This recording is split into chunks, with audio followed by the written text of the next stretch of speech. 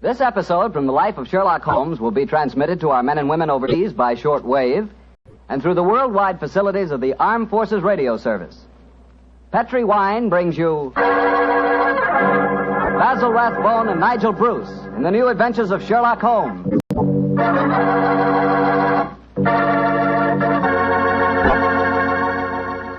The Petri family, the family that took time to bring you good wine, invite you to listen to Dr. Watson tell us another exciting adventure he shared with his old friend, that master detective, Sherlock Holmes. And as for me, well, I'd like to tell you that a time like right now is the perfect time for a glass of Petri California Port. After you've had a good dinner, boy, Petri Port is a real topper. That rich, deep red Petri Port is really an extraordinary wine. Even its color's different. And as for its flavor, well, it'll take a better man than me to describe that. Petri Port is a hearty wine, sure. And every other quality that you look for in a good port, you'll find in Petri Port, and then some. Try Petri Port by itself, or serve it with fruit, with nuts, or with cake. But share it with your friends, will you? Because you can serve it proudly. After all, it is a Petri wine, and that name Petri is the proudest name in the history of American wines.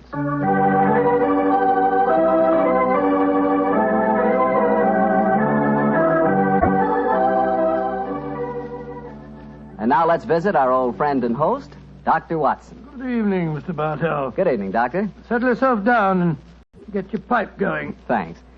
Doctor, last week you told us that tonight's story took place in the Casbah at Algiers. Yes, the Casbah. I remember it as the place of countless streets winding up and down, past colorful cafes where 100 tongues were spoken, and often a street would end in shadowy darkness which a man would be foolhardy to enter alone. Yes, Mr. Bartell, that was the Casbah that Sherlock Holmes and I knew in that winter of '99. Well, how did you happen to be out there, Doctor? Do you mind if I tell you the story from the start, Mr. Bartell? It really began on a wintry night in Street at the conclusion of a strange murder in Montrevor Castle. A charming young girl sat on the sofa of our lodgings in Baker Street and talked to us. But, Mr. Holmes, you can't say you'll have nothing more to do with the My dear Miss Montrevors. Stretfield, I found the true murderer of the Dowager Countess and committed suicide. Surely the case is ended. Yes, Mr. Holmes, you found the real murderer. But now I want you to find the unfortunate young man who fled England 5 years ago when he was suspected of a crime. This is a new development, Miss Stretfield. Please tell us about it. It's Douglas Milton that I'm talking about. Oh, yes. He was the heir to the title, wasn't he? Yes, Mr. Holmes. He was a sensitive, artistic boy, and when he knew that he was under suspicion, he ran away. Mm-hmm. Of course, everyone regarded his flight as an admission of guilt. That is, until you found the real culprit, Mr. Holmes. I imagine, Miss Stretfield, that your interest in the missing boy is not entirely, shall we say, altruistic? I'm in love with him, Dr. Watson. Oh. We were engaged to be married when he ran away. Mr. Holmes, you've got to find him. He must know that his name has been cleared and that he's inherited the title. Miss Stretfield, have you any direct news, any letter from your fiancé since he left 5 years ago? None. Any clues as to his hiding place? Only this. It's a painting I received anonymously a year after he had left. Oh. It was sent from a forwarding address in London. Here it is, Mr. Holmes. Thank you. Small painting. Very good one, too, I say. Yes. His splendid sense of composition and his use of color is unusually brilliant. You recognize this painting as the work of your fiancé, Miss Stretfield? I'm certain of it. Yes. Wonderful use of color. Observe the delicate shadings of that sunset and the brilliant green of the oasis. This scene is extraordinarily reminiscent of the desert in North Africa. Yes, that's what made me say I was certain he'd gone abroad, Mr. Holmes. But why should he go to North Africa? A good place, Watson, for an Englishman who imagines himself to be escaping justice. Remember, the Foreign Legion is stationed there. You think he might have joined the Legion, Mr. Holmes? Right. Would seem logical. No questions are asked of those who join it, and its colorful obscurity might easily appeal to a young fellow in trouble. Hello. What is it, Holmes? Quite a few grains of sand in the canvas in the frame here. Miss Stretfield, do you mind if I pry the canvas loose? Do anything you like, Mr. Holmes, if it gives you any clue to Douglas's whereabouts. Give me your penknife, will you, Watson? Yeah. Thanks, old chap. Here we are. Can you see anything? Uh-huh. Look. The word sheriff. An Elafroun. A stamped here. Sheriff is probably the framer's name, and Elafroun is a town some 50 miles from Algiers. That settles it. Miss Stretfield, I accept your case. Watson and I will go to Africa and try to find your fiancé, Douglas Milton.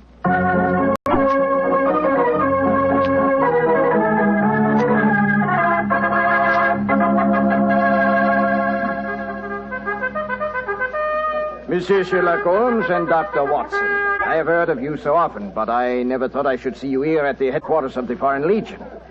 What can I do for you, gentlemen? Well, Colonel Brisson, I'm trying to trace an Englishman who has been missing during the past 4 years. I have reason to believe that he might have joined the Legion. Yeah, I shall look in my records. Let me see. 4 years ago would be 1895. If Sherlock Holmes is tracking him, then I suppose he was in trouble in his own country. If he was in trouble, he might easily have come to us. We ask no questions. 97, 96, 95.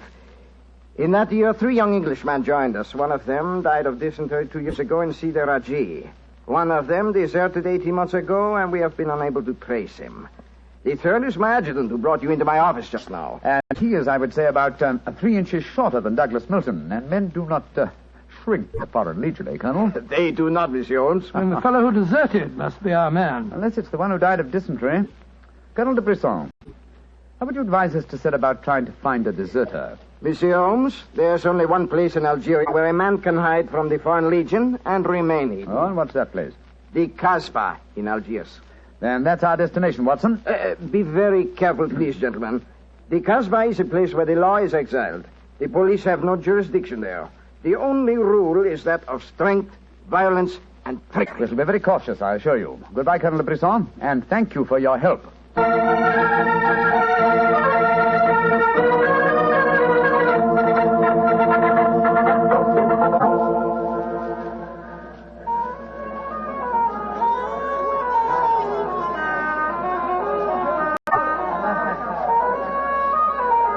Well, I must say that I think Colonel de Brisson rather exaggerated the dangers of the Casbah. I suppose you're going to tell me this cafe is the headquarters for a dope smuggling ring or white slaving or something. Its ramifications are even more extensive than those you've mentioned. You're joking, Holmes. I assure you I'm not, old fellow. What? My old friend Duhamel is chief of police Algiers. When I told him our mission, he advised me to come here. A 500-franc note, and the proprietor can obtain any and all information regarding the underworld. For as little as 200 francs, he can arrange a murder. So that gives you some idea of the relative values of the Casbah. Good Lord, then you've already spoken to the proprietor? Oh, yes, a charming scoundrelly fellow by the name of Rafi. I gave him 500 francs and asked him to set his underworld grapevine in motion to see whether an Englishman living in hiding here in the Casbah could be found. And I thought we'd come here for a quiet meal. Yes, Rafi, now. Let's hope he has news for us. Here we are, Rafi. Come and sit down, won't you? Rafi works fast, does he not, Mr. Holmes? Your friend is... My friend knows that you're working with me. What have you found out? A drink first. The tongue of Rafi is parched. Would you have me die of thirst before I give you my news? Vermouth cassis. You have news for me, then? But yes. Good, what is it? First, you will pay me more money, no? But I gave you 500 francs. You said that you'd do the job for that. Can I help it if some tongues are more costly to make wag than others? It took the 500 to get the wag. Am I to have nothing for my own trouble? Votre vermouth catch, Monsieur Rafi. Ah, good. The gentleman will pay for it. There you are. Merci, Missy. I will drink to your health, gentlemen, both of you. You will pay me more money, no? But my friend's already given you 500. You should stick to your bargain, my good fellow. My information is a bargain at 750 francs. It would be a bargain at 1,000, but Rafi will let you have it for 750 because he likes you. You will give it to me, no? And if I refuse? Then you get no information, and perhaps I spread news in the Casbah that makes it uncomfortable for you gentlemen to be there. Great Scott, this is blackmail. I get the money, no? You're a scoundrel, Rafi. Of course I am a scoundrel. Here's your money. And information? There is an Englishman hiding here in the Casbah. I do not know his name, but he is tall and fair-haired. I cannot tell you where he lives, but if you go to the Cafe of 1,000 Sighs, you will find a girl who sings there. A girl who sings like a nightingale. Her name is Aisha, and she can lead you to your Englishman. A girl named Aisha. In the Cafe of 1,000 Sighs. That is right. I would suggest that you go there in disguise. 2 well-dressed Englishmen might find themselves in trouble. For a small fee, say 200 francs, I will escort you there myself. Thank you, yes. I think we can manage by ourselves, Rafi. Oh, if your business is concluded quickly and time weighs heavy on your hands, Rafi can take you to some places of rare interest. Dancing girls that wither one's eyeballs with their beauty. For 500 francs, gentlemen... Thank you, Rafi, thank you. I have a feeling the time will not weigh heavily on our hands. Good night. You work too hard, gentlemen. You should learn how to play. Good night. On my soul, I think that fellow's the biggest blackguard I ever met. I quite agree, old chap, but he is amusing. By the way, Holmes, don't you think that when this case is finished, we might have a time on our hands? Oh, Watson, you're incorrigible. But I think... Watson. What is it? Look at the man sitting over in the corner by himself. By Joe, yes, his face seems familiar. We've seen him before somewhere. Of course we have. His name is Oliver Leeming. We met him at the inquest on the Montrevor case. So we did. Now, what on earth do you suppose he's doing here in the Casbah? Not on a holiday, I'm sure. Mr. Oliver Leeming, if you recall, is a cousin of Douglas Milton's, the man we're searching for. If Milton were ever declared legally dead, Mr. Leeming over there would inherit the title. It looks to me as if we're not the only people in the Casbah who are searching for the missing heir. That's true, old fellow. Come on, let's go and talk to the gentleman.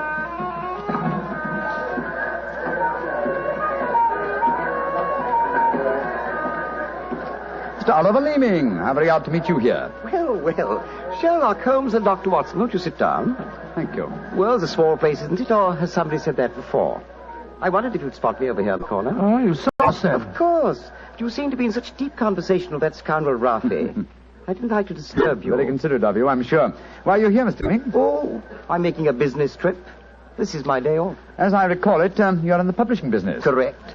What a memory you have, Mr. It seems peculiar that you should be on a business trip here. Are you planning on opening a publishing house in Algiers, or are you searching the Casbah for new authors? Why not? I'm a great believer in encouraging new talent.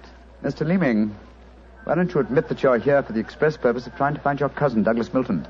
Mr. Holmes, you've discovered my secret. The great Sherlock Holmes and his watchdog have their eagle eyes on me. They know that I succeed to the title if Douglas Milton dies. Yes, Mr. Leeming, we know that fact. And you have fathomed my plan to find Douglas before me and kill him so that I may inherit the title. How lucky I am to meet you in the Casbah, where you cannot arrest me. Well, it's a race against time, gentlemen, but I have a head start, as you will soon find out. Goodbye, and the best of luck to you. Extraordinary fellow. He's joking, of course. I believe not, Watson. I think he labors under the whimsical belief that the best method of discounting the truth is to state it as boldly so that it will not be believed. Great Scott, then we must work fast. Yes, old chap, we must. I'm sure that we're entrants in a race against death. We must get back to the hotel and into our disguises as quickly as possible. After that, we shall visit a young lady named Aisha in the Cafe of 1,000 Sighs. And I'm certain, Watson, that it will be the first time two men have ever entered the Casbah for the express purpose of preventing a murder.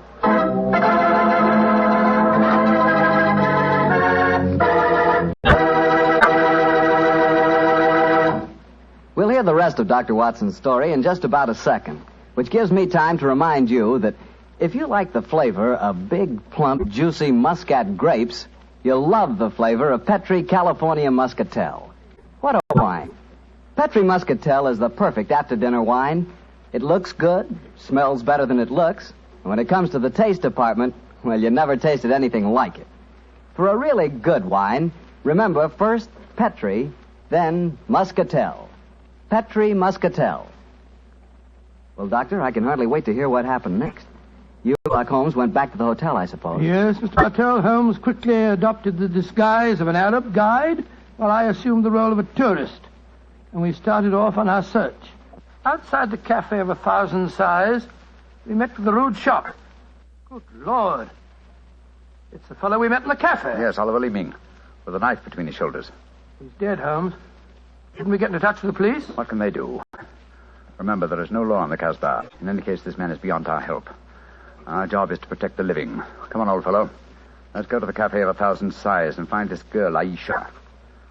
The girl, Rafi says, sings like a nightingale. Comme un oiseau qui chante Je l'appelle ma petite bourgeoise. Ma ton kiki, ma ton kiki, ma ton quinoise. Il y en a d'autres qui me font le doux yeux, mais c'est elle que j'aime le mieux.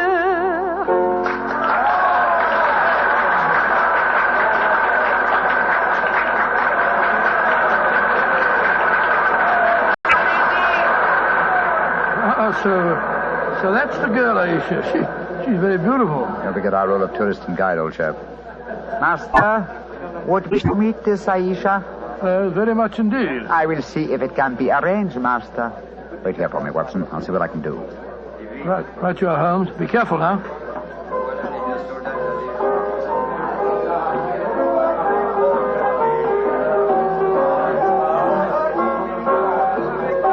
Mademoiselle Aisha? What you want, greasy one? There is an Englishman at the table over there. He wishes to talk to Aisha. Which one is he? The man who sits at the table in the corner. He is very rich, Aisha, and he admires you a great deal. He told me to give you this 500-franc note. So? Very well. You may bring him to my rooms. The door is at top of the way, to the right. Good, Aisha. I fetch him. I shall be waiting.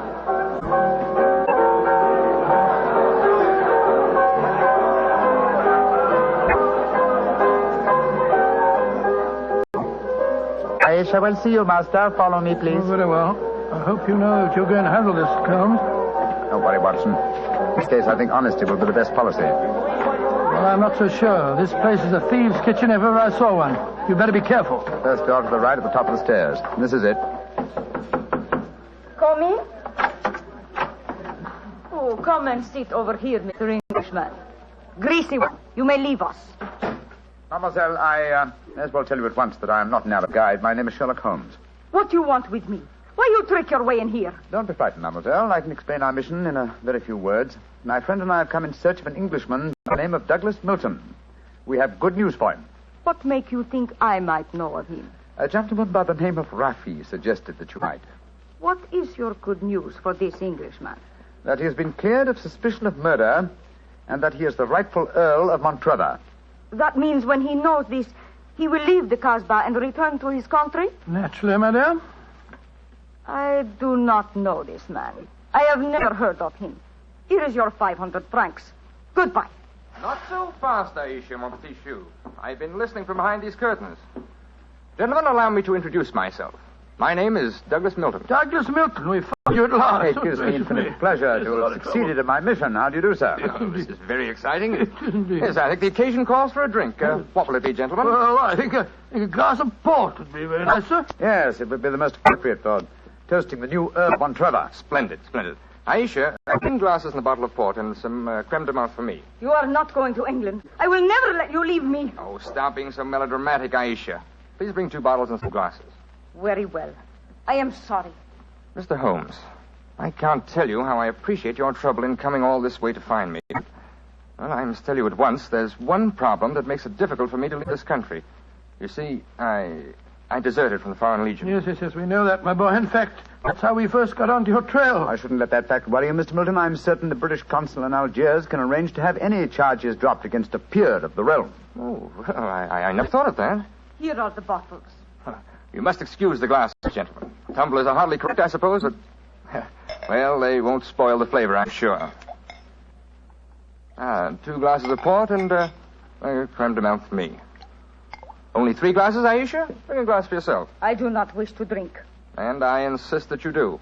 Bring a glass, Aisha. Why should I drink if you are leaving? Mr. Milton, do you know Oliver Leeming? Oh, of course, he's my cousin.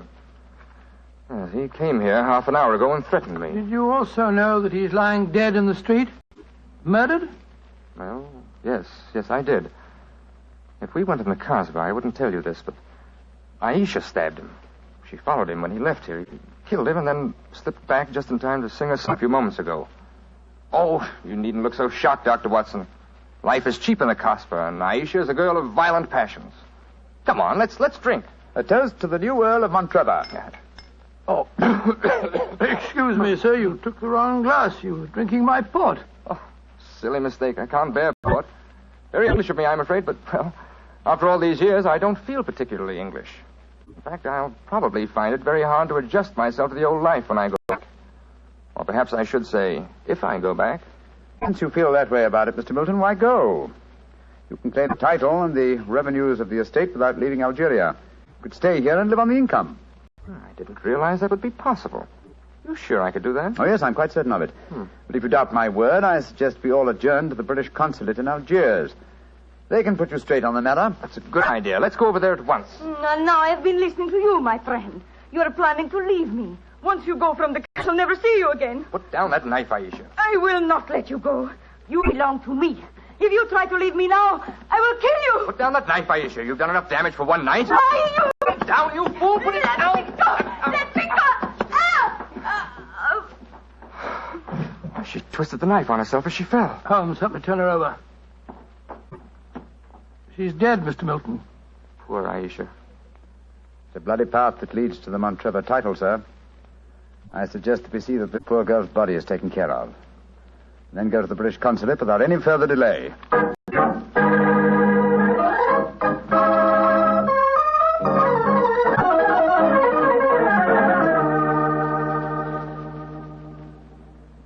Now that we're at the consulate, Mr. Milton, I suggest that you swear on oath that you are Douglas Milton, heir to the Montrevor estate.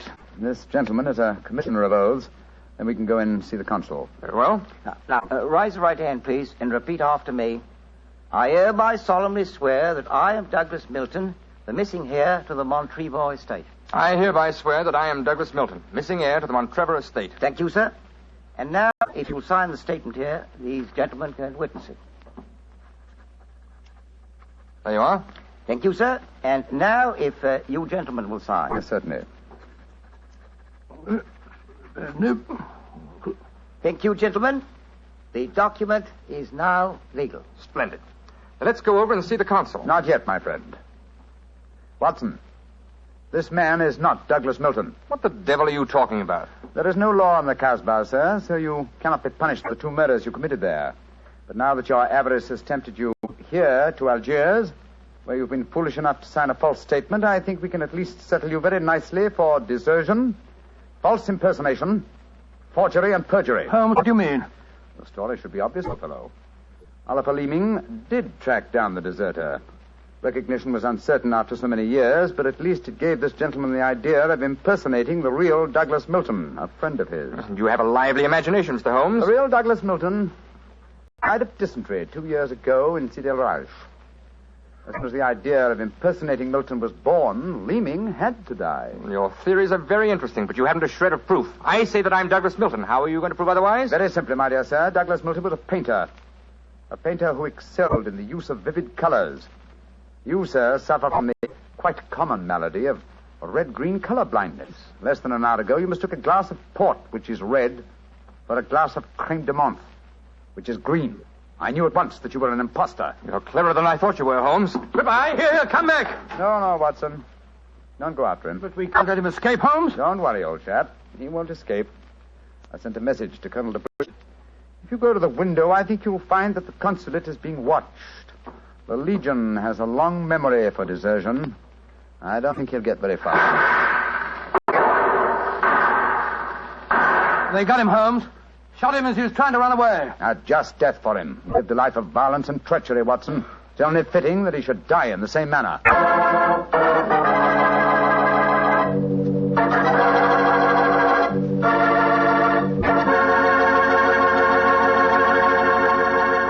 Doctor, that was a swell story, but you know something? I wish you hadn't disillusioned me about the Casbah. Disillusioned you? What do you mean? Well, before I heard your story, whenever somebody mentioned the Casbah, I'd always visualize a very glamorous, romantic sort of place full of beautiful women. Every one of them a ringer for REL-MAR. No. Yep.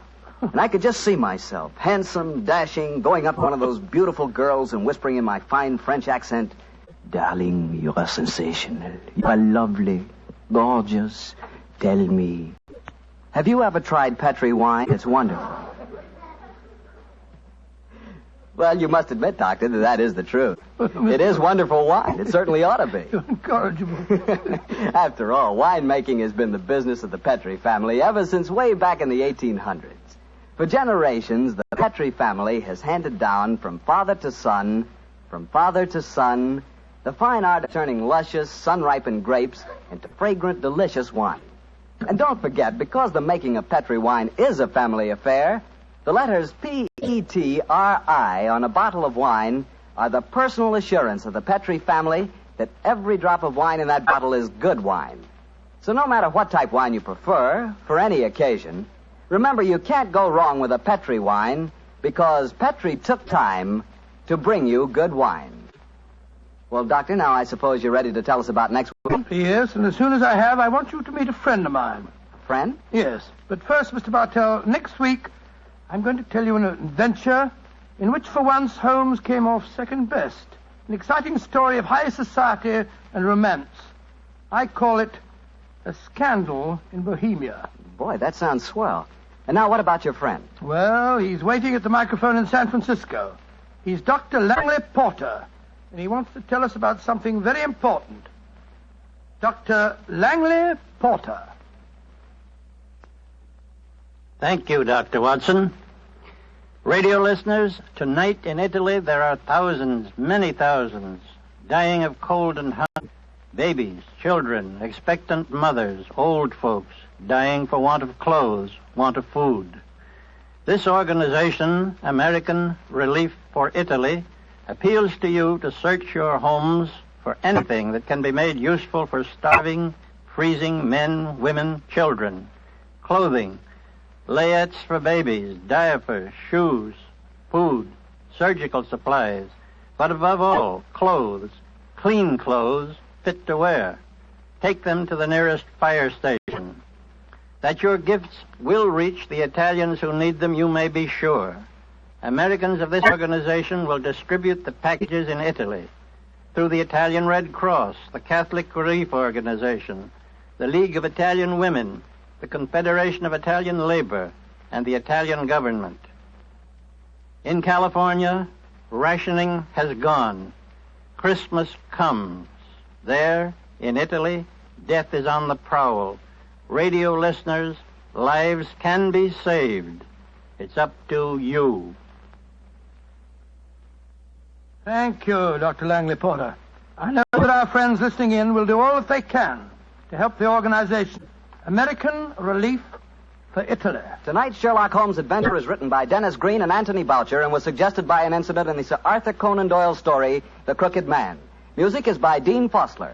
Mr. Rathbone appears through the courtesy of Metro-Goldwyn-Mayer and Mr. Bruce through the courtesy of Universal Pictures, where they are now starring in the Sherlock Holmes series. This is the Mutual Broadcasting System.